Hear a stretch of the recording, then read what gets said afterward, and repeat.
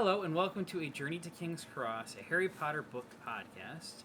Today's episode is Chapter 15, The Forbidden Forest.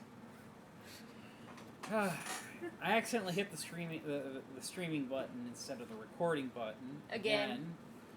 And both of my co-hosts have basically been, antagonizing me over our seating arrangements and stuff. Well, I thought about stealing his chair because I'm his wife, and I thought it would be funny, but I decided I'd be nice today. And I'm incorrigible and encouraged her to do it. She is impulsivity. She wants you to do the thing. Do what makes you happy. Follow that dopamine. She is that TikTok meme that says, your intrusive thoughts are just what your heart wants. No! They're not talking to you! She's not talking to you. Look, I know when sometimes it's a bad decision. Anyways, speaking of bad decisions, whose idea was it for these kids to go into the Forbidden Forest? They're 12. 11. 11. Whatever. Alright, so well, some of them might be 12. I love Professor McGonagall. She's easily one of my favorite characters. But I really do feel like we're dealing with some early book and continuity of sickness in a sense. Do you realize how dangerous it is to be out of, awake past a certain time? Now, here is your detention. You're going to be going into the Forbidden Forest in the dead of night and everything, where it's potentially the most dangerous place you could possibly be for a student. With Hagrid. Yeah, that makes sense. A wizard who's not a wizard, who shouldn't be using magic, and is, for all accounts, magicless. Yeah. Considering what Hagrid did to those Aurors in Book 6 and stuff along those lines, I feel extremely safe with Hagrid. It's Fang I've got the concerns about. I felt bad for poor Neville. We have discussed before. He's a Great Dane. He is not a Neapolitan Mastiff, as the movie showed. A Neapolitan Mastiff might actually be a threat. A Great Dane, not on your life. They're intimidation dogs until you get up close. And then you realize they're not vibrating with anger, they're shaking with fear. But also, I don't think there's been a detention since, like in the rest of the series, that puts them in the Forbidden Forest. No. At all. No. There's been a handful of times they've had to go to the Forbidden Forest for one reason or another, but... Yeah, but not on any teacher's order except for Hagrid, because... But that wasn't an order, that was a suggestion. Oh, no. I might probably be getting No, sex. Hagrid's lesson on Thestrals was in the Forbidden Forest. Oh, I forgot about that. I jumped to book 2 with the spiders. Good point. I was thinking of Guap in book 5. His brother? Yeah, but none of it was detention. Yeah, that's true. None of it was detention. It does seem kind of weird and everything that we get such a radical detention in this first book and everything, and then afterwards it's polishing trophies, helping some asshole with his fan mail. In all fairness, though,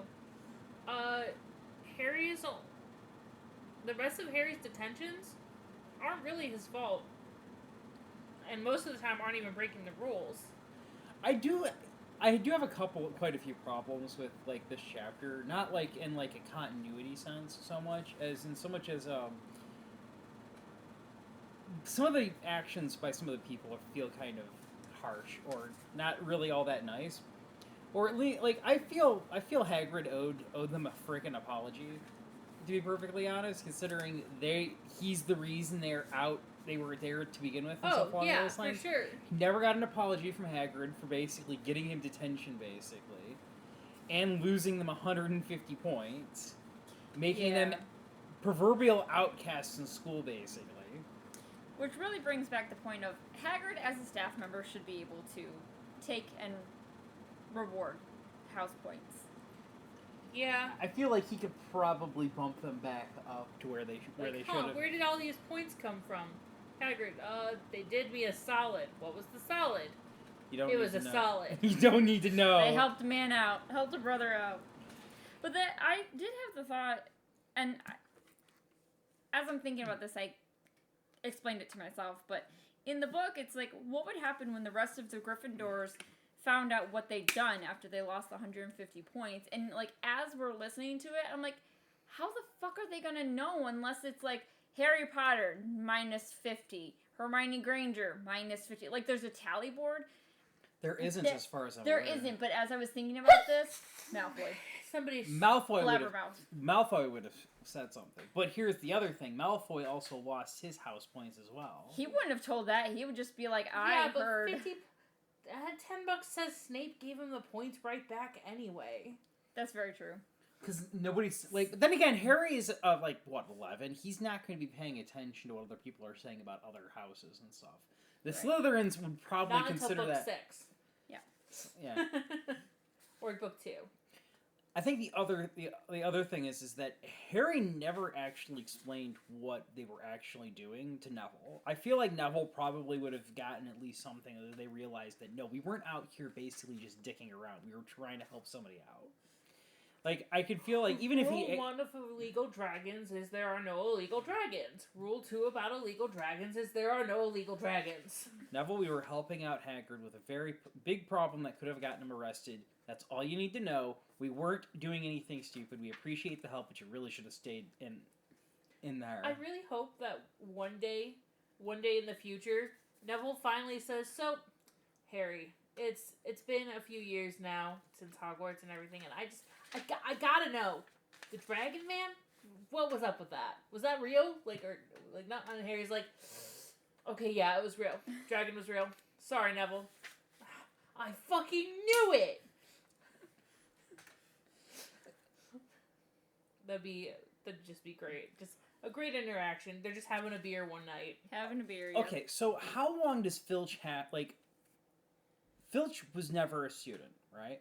So when he says, a lot of the old punishments, the freaking chains and stuff, has that ever been brought up in any of the actual Harry Potter lore? I've never heard that. Only Filch. Yeah. Only Filch is the only one who's ever mentioned it. And when we go into the, past and stuff, Sirius Black and James both had, crap ton of detention listings and stuff along those lines. And when Harry was going through them, there wasn't a single mention of anything that was actually even remotely close to any type of corporal punishment. And so I'm thinking to myself... I think it's just Filch is kind of like a history buff kind of person who's back in the old medieval days, they tortured, and I love torture, because he's insane. Wait, because I think Molly specifically mentioned that there was a different caretaker back when she and Arthur were actually going to school. So that means that and since they were only a little bit ahead... Filch hasn't been there the whole time. Yeah. So I'm definitely thinking that, that the only explanation is that he's a history buff. Or McGonagall was Rowling was going in a completely different direction with the original book than she ended up going in, second and third. That is possible. That does make me wonder if, considering how old they portray Filch in the movies, I don't remember his description in the book. I feel like it was pretty close that he was an older man. Gentleman. Whatever. I didn't know if I wanted to say wizened or cripple or whatever descriptor I was trying to find. But older. So he would have been an adult, most likely, when Molly and Arthur and them were going to Hogwarts with a different caretaker. So it's very possible Filch had a legit Muggle job. They're in England. He very well could have been a caretaker of an old castle or even the Tower of London and got fascinated with all of the torture shit from the Tower of London. Or he's just a crazy. Or that. Yeah.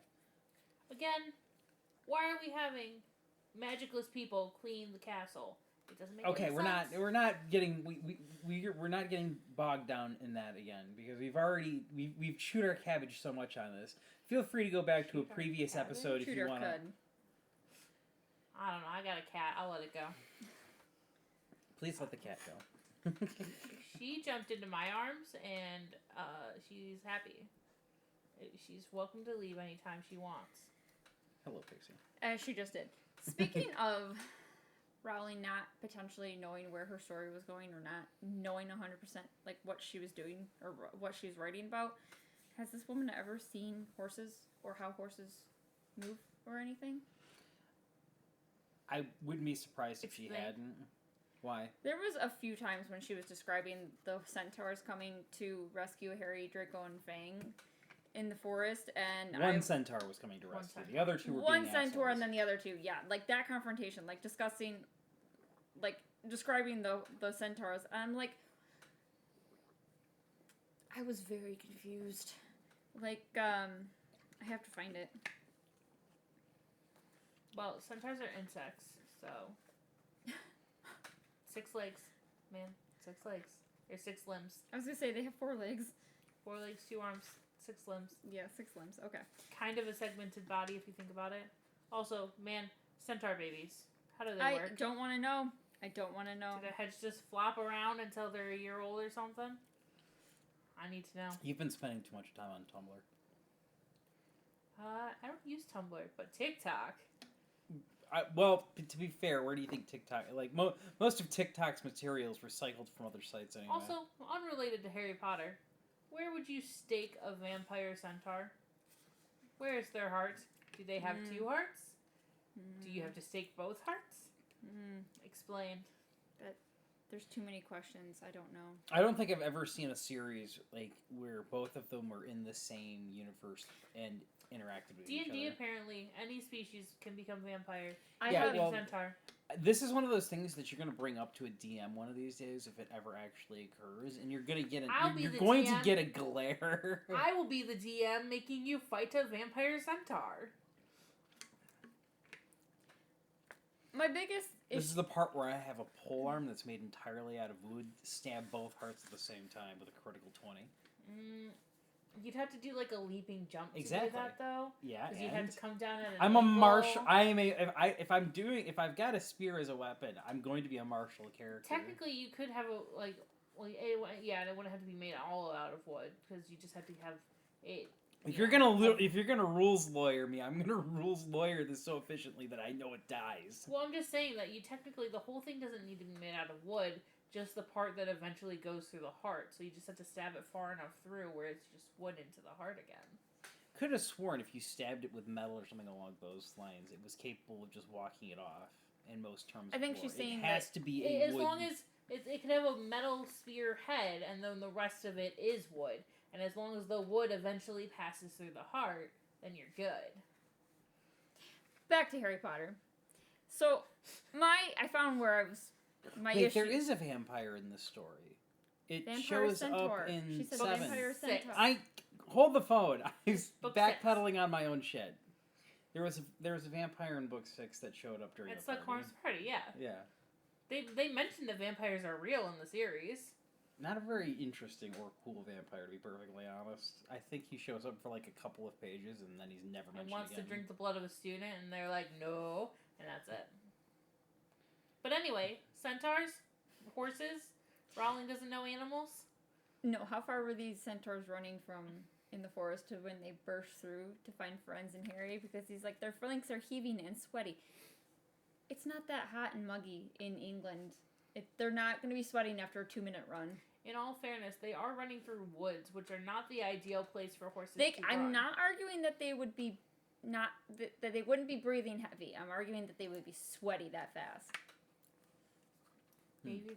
I mean, they are pretty lazy. They prefer to just be like, the stars are not in position. Used to this level of using legs. My other issue is Dear God. you go a little bit farther and it says, friends slowed to a walk, warned Harry to keep his head bowed in case of low-hanging branches. Is Friends' head not taller than Harry right now? It absolutely is. Should be. To be Anyway. fair, he might just be being considerate. Maybe and he's doesn't short. Maybe necessarily- he's a pony. We don't know how big he is.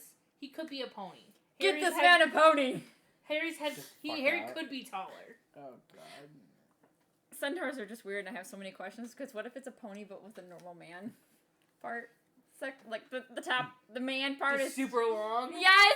Like a super full torso. As if the centaur isn't lopsided enough. That is an excellent question. Also, eating. How does... he has I to was feed thinking He that! has to feed 2 stomachs? I was thinking that. I didn't want to get Horses into can eat a lot more than just grain and stuff. it. No, they're vegetarians. I've seen False. them eat. They eat meat. not on a normal part of their diet technically. However, if they are not getting enough nutrients in other things, or they need to, they will eat other things. They will eat flesh, and they will eat eggs, and they are so will deer. Yeah. Okay, I guess we didn't learn about that in They're school. technically quote-unquote vegetarians, but they will eat meat. I was just wondering about that because I'm like, they have a ruminant stomach. I unfortunately saw no. a TikTok video of a deer eating a rabbit. It was horrifying. No, they have a hindgut. I'm sorry. They're not cows. They're not cows. They don't have to chew on their cud. They have a hindgut, so they just goes through and it's like all of the ruminant part of a cow, like the ruminant stomach in a cow is actually at the back part of the colon or something. It's later in the intestines in a horse. Forgot about that. I don't work with horses. I work with dogs and cats. So a lot of my horse knowledge is sketchy now. And if for some reason you guys are just tuning in on this episode and haven't watched anything out, Brandy's a vet tech. Yep. But why are you tuning in at chapter 15 of book 1? But I don't know. But yes, I'm a vet tech, so I work with dogs and cats, and I know some stuff about horses. Not a lot. That's the end of my tirade on centaurs.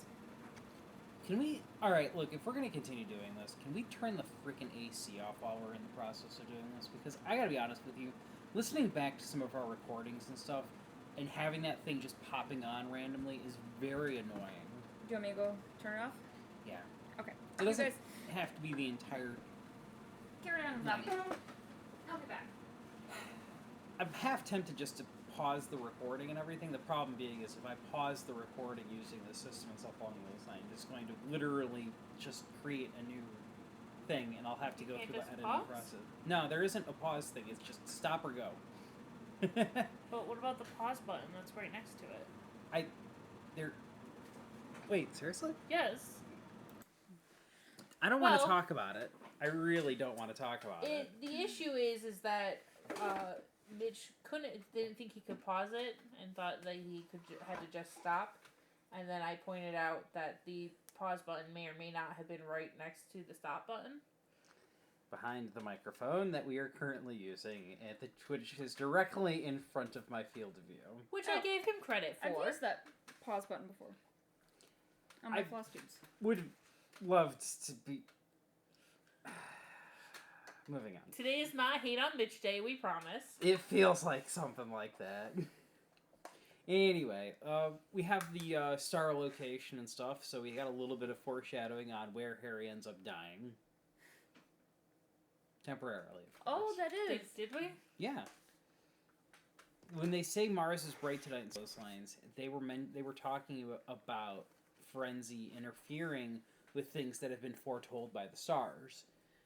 So, Harry was actually talking to Ron and Hermione and stuff along those lines, talking about how if Bane had his way, he'd be dead tonight. Yep. So, it's kind of some low-key foreshadowing for him eventually passing on in the final book. That is true.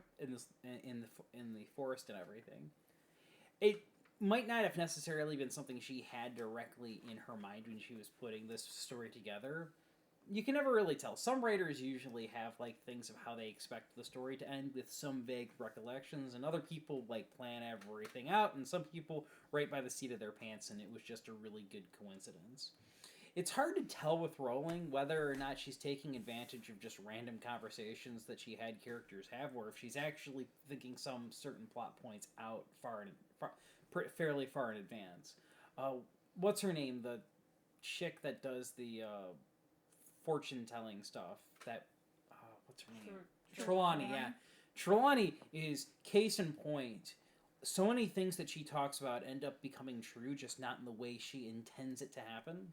I mean, I think there's also a point where it's true. Every prediction that Ron made up is also true. You're gonna die, but you're gonna be happy about it, or you're gonna suffer but be happy about it, and shit like that.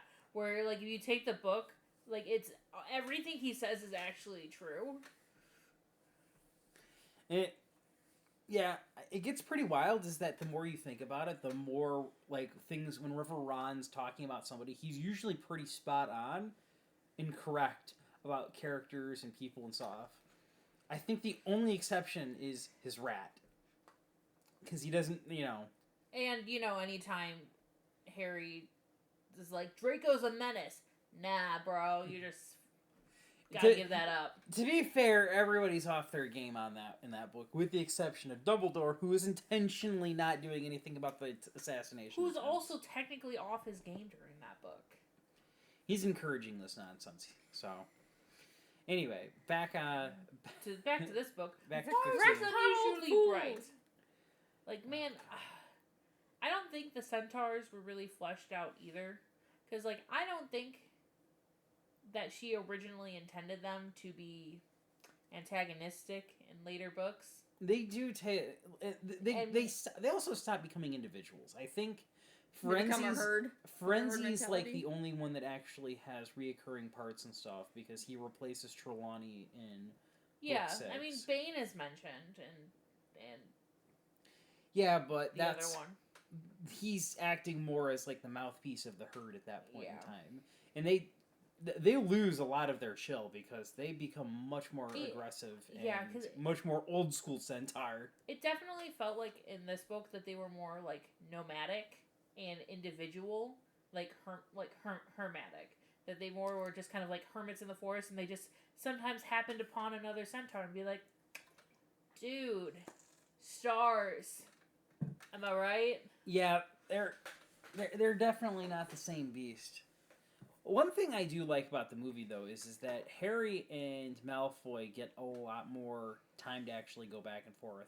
Going through this chapter and everything, Malfoy's kind of a dick, but he's not really, like, I don't think there was He's just there. Yeah, I think he gets his last lines before they even go into the forest, basically. At least in the movie, like, Harry and Malfoy are poking and prodding each other a bit. Yeah.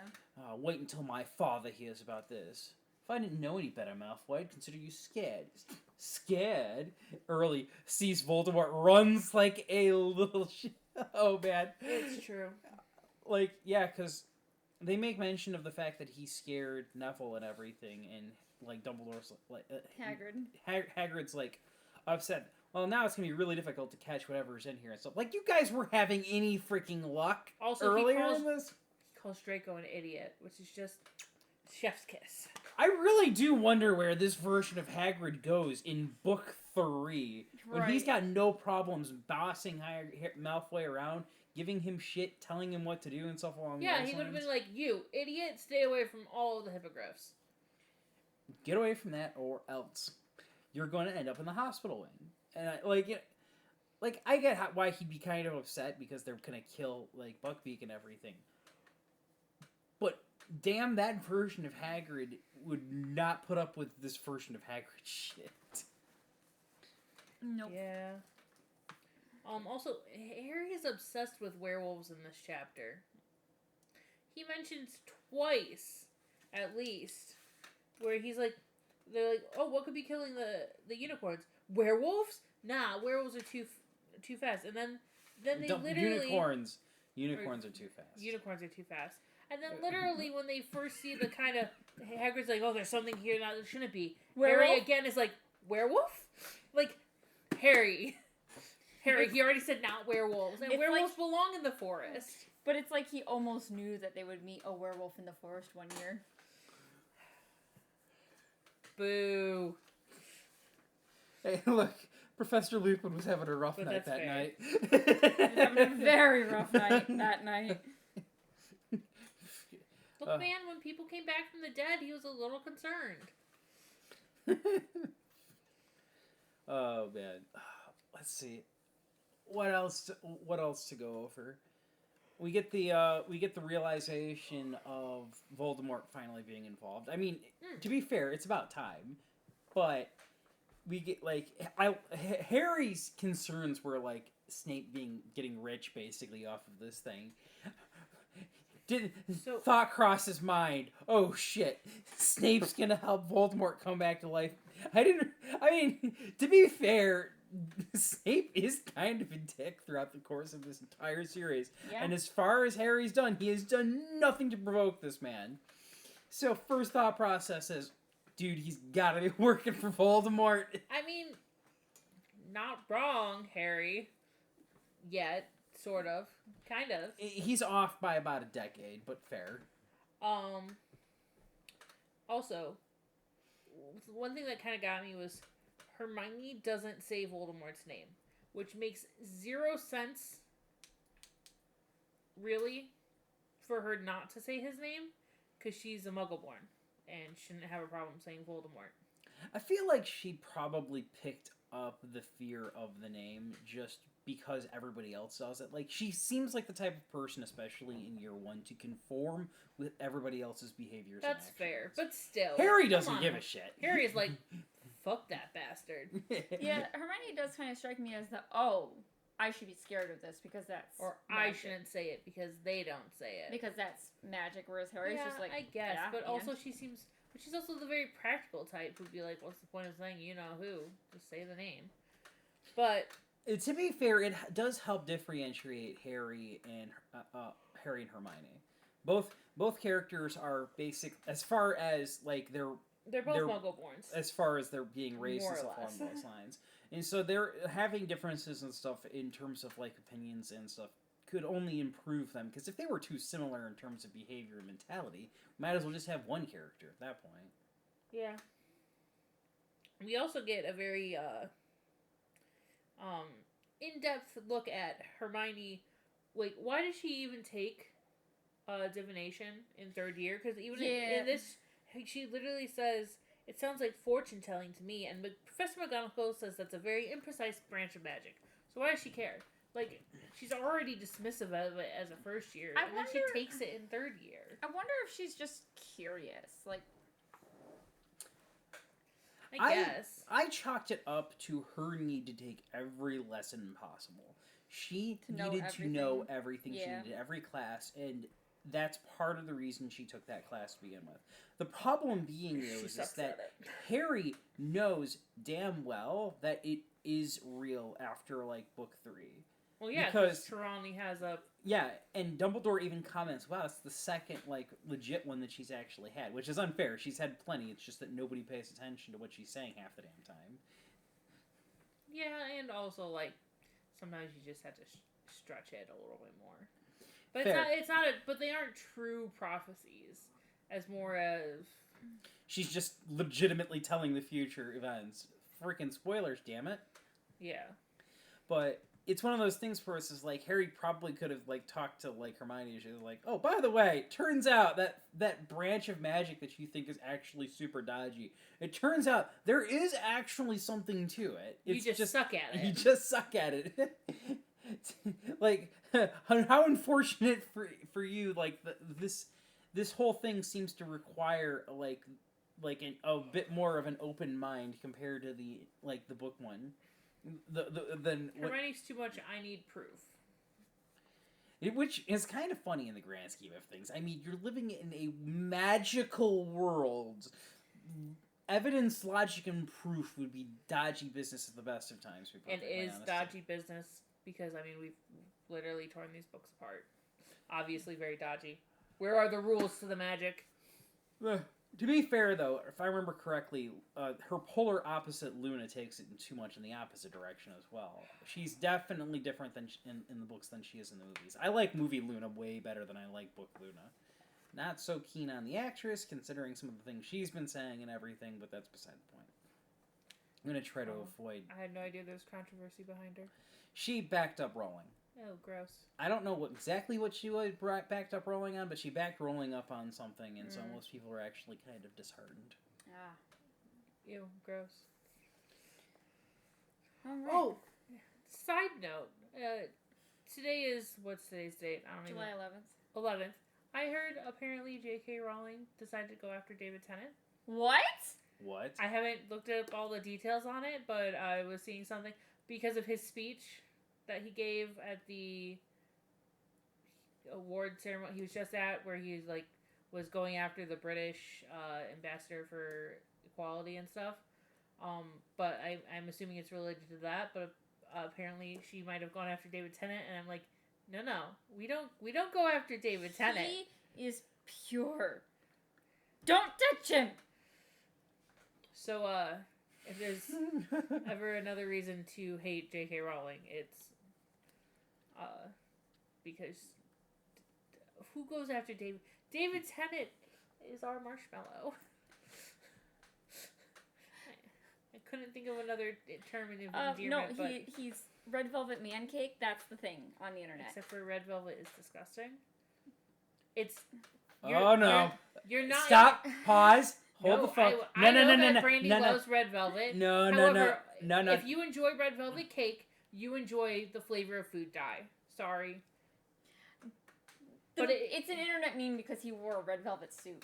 Oh, okay. Then I will forgive him then. That's why. I thought. Yeah. Forgive him then. Oh boy. But again, the cake, red velvet cake, it is chocolate, but it doesn't taste like chocolate because there's so much red food dye. Well, then I'll die on food dye. That's fine, as long as you acknowledge that you enjoy the flavor of food dye. It's not chocolate. Moving on. Anyway, I do find it kind of funny that, like, Hagrid makes mention about, like, Malfoy's dad being like, he'd agree with us about you doing hard work or getting out and everything. And all I could think to myself is, you mention knowing the whole family is bad to the bone in book 2 and everything. Clearly something's not necessarily lining up with this, because considering, like, Lucius Malfoy went after one of your creatures for a frick ton less than forcing his son into the Forbidden Forest. Oh yeah, he says, if my father knew I was doing this, he'd tell you that's how it is at Hogwarts. Yeah, but, like, no. Because if there's one thing that Lucius Malfoy excels at, it's getting rid of consequences. Yeah. Yes. Yeah. Like, there's a lot of, like, little inconsistencies and stuff that kind of wrap around some of the teachers during this book specifically that don't really work too well with the rest of the universe's story and lore. Like, I guess on one hand, he would be like, yeah, if you're dumb enough to not, or to get caught, you're gonna have to fucking deal with it. But also at the same time be like, fuck no, a son of mine. I feel like it's very back and forth on whether... I see, it's just, we don't get a very good look into, does he punish his son harshly or not? Or is it just holds him up to certain expectations? And it's more of a, very I'm disappointed in you, son. Is that it? Is that what it is? Is that it's just severe disappointment that he is afraid of from his father and not actual corporal punishment? Probably. Here's the thing, though. I don't recall in the books there ever being any physicalness between the two. Like, I don't... Like, Lucius, like, doesn't... I don't really recall any events in any of the major incidences with Lucius and Malfoy where Lucius is directly being physical with his son. I know for a fact he's a little bit more physical in the movies to kind of try and make Malfoy come off a little bit better in the movies. But I don't recall, like, there ever being a point where, like, he gets physical with them. In any sense of the word. Not that I don't think so. It's just one of those things that I feel like it's a huge discourse of what Draco's home life was actually like. Like, a lot of people want to say that, like, it was, like, except for his mom, that there wasn't any love in the home, or, like, it was just super, super strict. I feel like that's not really the case, because I feel like Draco wouldn't have been as spoiled as he was if his dad was like, fuck no. No, he's definitely a spoiled little bitch. He did. There's too many comparisons between Draco Malfoy and Dudley for me to consider it. I do know why a lot of people put that into their headcanon is because they want their, like, Draco Malfoy redeemed, and I blame Felton for this. Felton's way too good looking to be playing Malfoy, yeah. even at, like, he's super attractive. Yeah, and he's cute as a kid.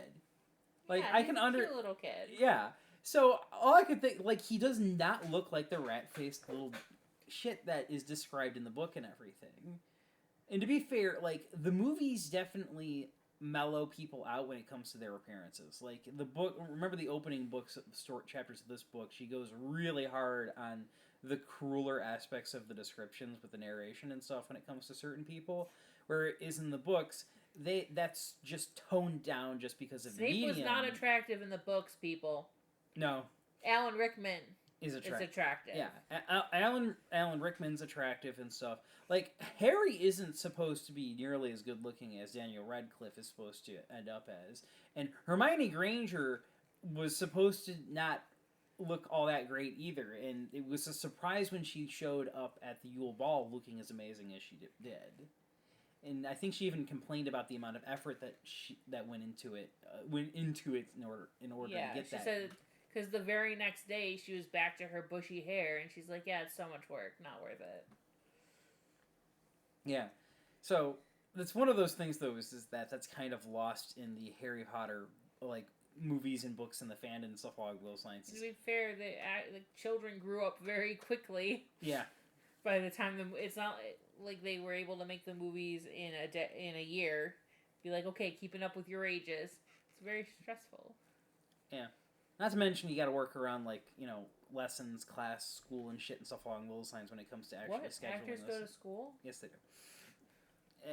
Regrettably, in some cases, of the guy who played young Anakin Skywalker in Episode 1, he was going to school after he did the filming and stuff along those lines, and he got picked on and bullied mercilessly during his time at school and everything. And in spite of, and while he's a dick for a lot of the things he's done after the fact and stuff along those lines, I do feel bad for him as an individual. I sympathize with dealing with that at school and everything. Yeah. No, yes, they go to school because Star Wars, you reminded me, Natalie Portman missed the premiere, I think it was, because she had finals or school or something. Also the fact that whenever you see scenes of students doing homework in the Great Hall, they're actually doing their homework. There's one scene where you see one kid and you're like, math. That's definitely math. Oh, I need this scene. It's in Tumblr again. I remember seeing that image up on a Tumblr like repost or something. Yeah, but the fact still stands that they did their actual homework, and I know that those celebrity kids still have school and shit. I was making a ha-ha funny.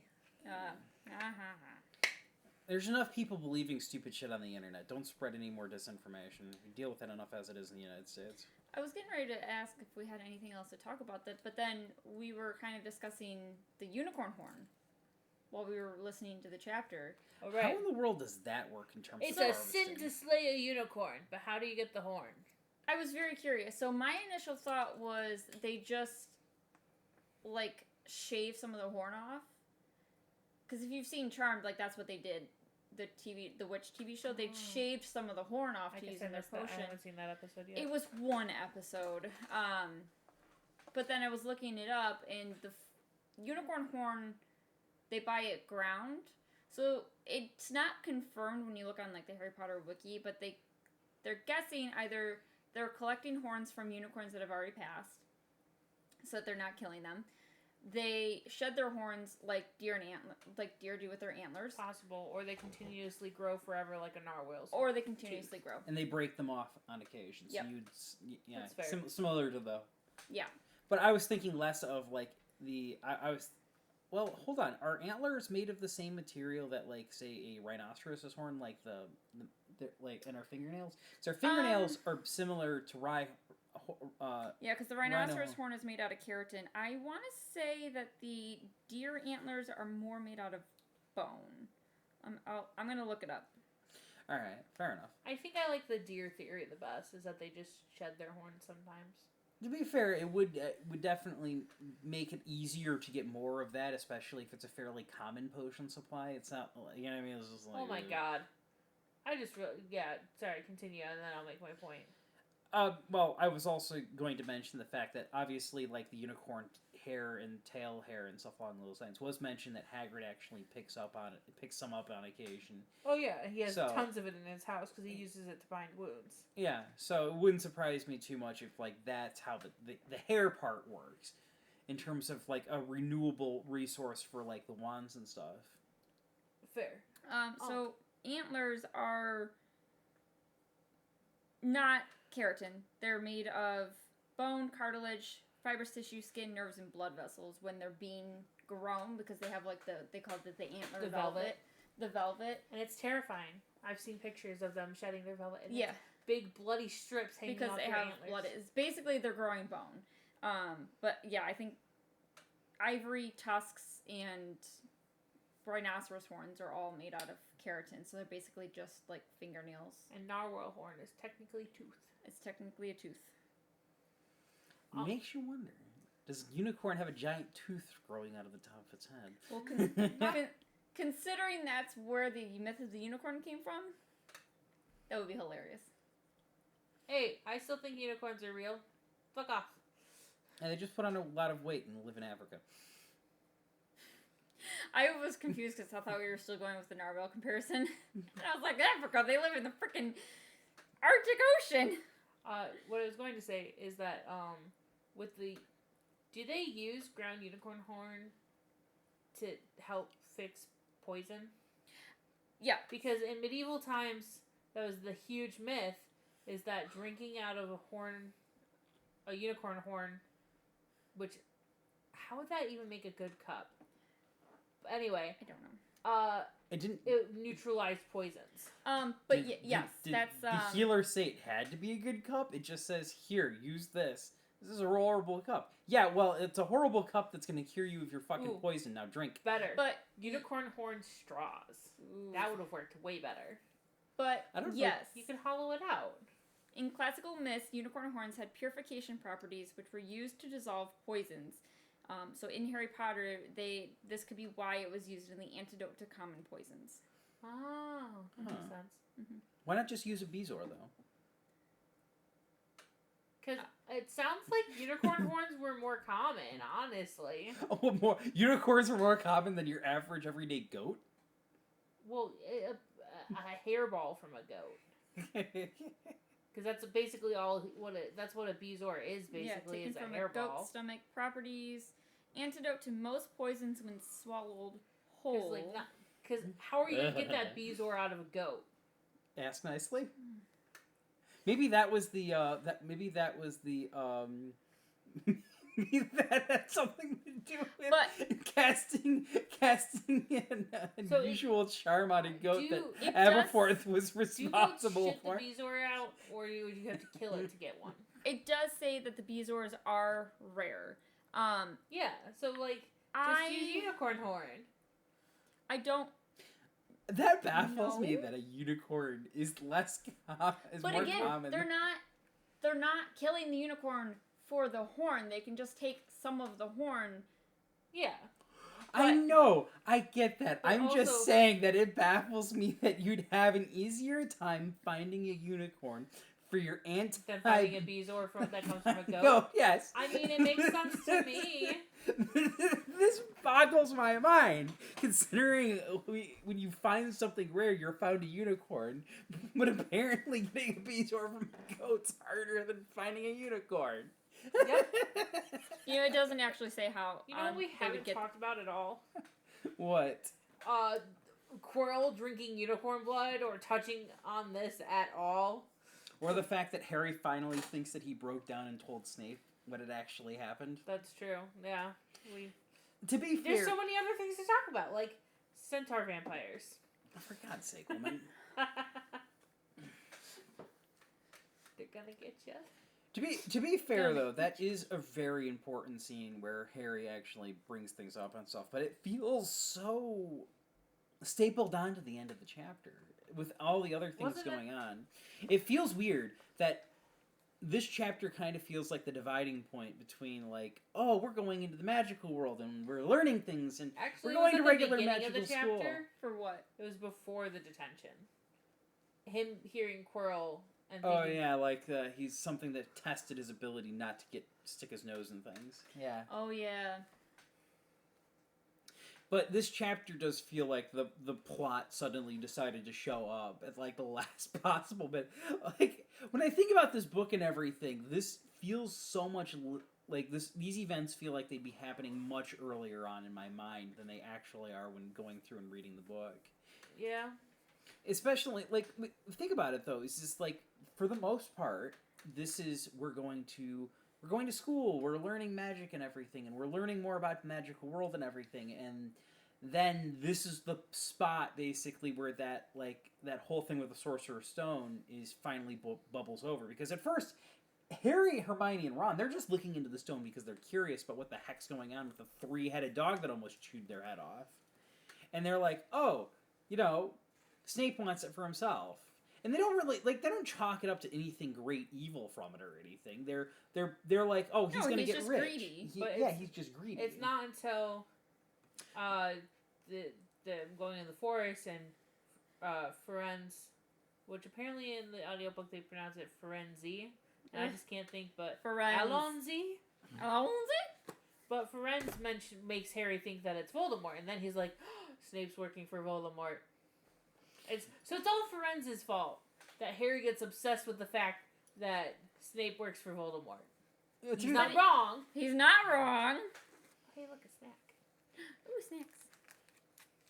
But it's wild to me that because Harry's not super concerned about it even at this point in time. Mm-hmm.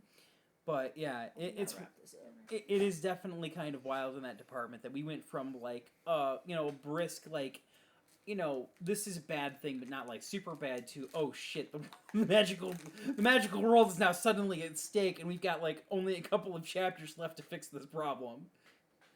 Also, if you think about it, the unicorn blood makes you live a half-life. So, if it means that you live half of your lifespan, Quirrell was not going to live to be that old anyway. No. He was already... Is that what it means when they say it's a half-life? You live half your lifespan? Because That's they always what I followed up, assumed. with a half-life, a cursed life. I'm like, what the fuck is that? We're thinking radiation. Barbosa. You can't taste anything, you can't drink anything.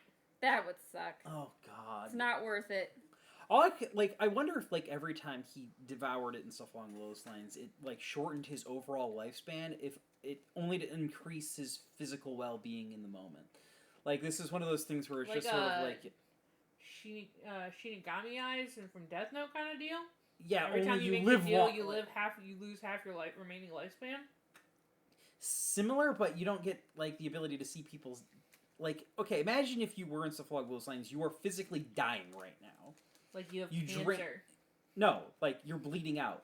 You have a physical wound basically that is actively killing you. You're dying in the next 5 minutes. Mm-hmm. You drink the unicorn blood.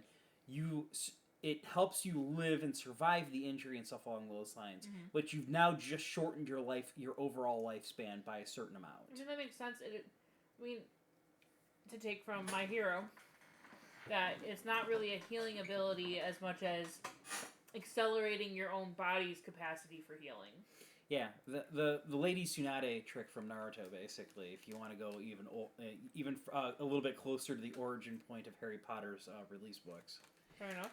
Yeah, depending on which type of anime fan you are, because I was actually thinking about how that would actually work. Accelerated increase of your body's ability to create cells. Anyway, our friend here needs to get going, and it's also getting late for bed and everything. Third shift. So we will finish up here and stuff, and we will start off with the next chapter next Thursday. Through the trapdoor. Oh, the trapdoor is the next chapter? Yes, we only have 2 chapters left, people. Oh, Jesus, this sudden it's surprising how much those. It's a short book. Yeah, yeah. It just feels longer when you're listening to somebody else read it. That's true. I can get that. But if you want to find me and find more of my content, you can find me on social media at Luna's Creation Corner, where I mostly have a bunch of crochet. You can find me on YouTube at Brandy Hawaiian Stitches, where I talk about all my crafty projects, or on other socials at Hockeytown Candle Co., where I make soy candles. I'm Cole Sanders on Twitch. I'm incapable of keeping a schedule and incapable of actually committing to an actual game to play all the way through. I've started playing a little bit of Persona 4 Golden because I've been meaning to play and beat that game for frickin' ever. Anyway, we appreciate any comments. We would love if you'd like, and if you really want to hear about this nonsense, feel free to subscribe. Don't forget to ring that bell for notifications. Oh yeah, I forgot about that one. Ding dong. Anyway, keep your wands at the ready.